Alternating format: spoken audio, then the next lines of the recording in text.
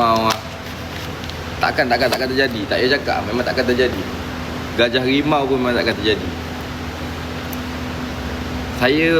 Saya PG so saya takkan ada. Saya PG, saya takkan jadi.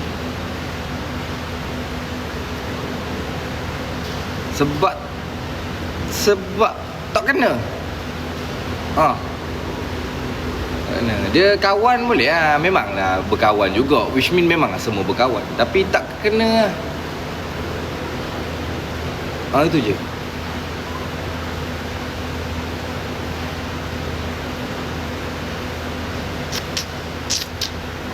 Rugi. Saya nak tengok lain. Bercuba belum tahu. Tak mau lah. Tak, dia gini dah. Dia nak solo, gitu je. Dia nak solo. So mana tahu kita bagi solo juga. Aku pun pening lah ni. Tapi memang takkan bagilah. Sebab tu duduk bawah ni nak duduk sorang. Sorang nak tak ada orang lain. Duduk sorang ni. Dia duduk makan nasi, merenung.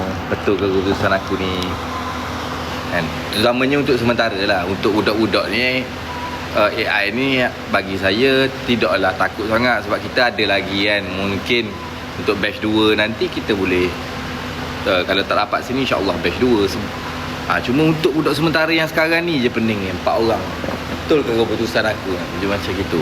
Sebab dia orang ni ada 21 hari je partnership kali ni je. So hotline tu aku tak fikir sangat pun sebenarnya. Bukan tak fikir is fikir. Cuma tidaklah sekejam yang batch 1 sementara ni. Sebab dia orang kan ada masa sini je.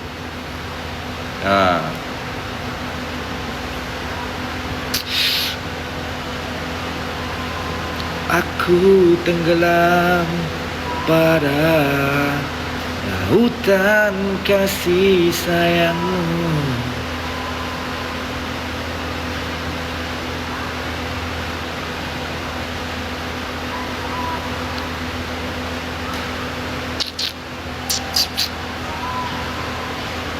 Okay lah guys, saya makan nasi dulu. Apa-apa pun korang tengok je lah konten malam esok. Malam esok dah post di partnership. Hari ni saya akan shoot di partnership. Malam esok kita post. Siapa je yang dapat Pak terima kita buka. Itulah. Dan untuk tahun depan sama-sama kita saksikan. Tahun depan adalah revolution of AI team actually. Untuk 2027. Revolution apa tu revolution, nanti korang tengok je macam mana 2027 punya revolusi. So mungkin agak lain sikit. Cuma ini rancangan lah. Tetap rancangan lah. Revolusi ni tetap rancangan. Kita try. Kalau tak jadi tak apa. Okay. Right, saya makan dulu.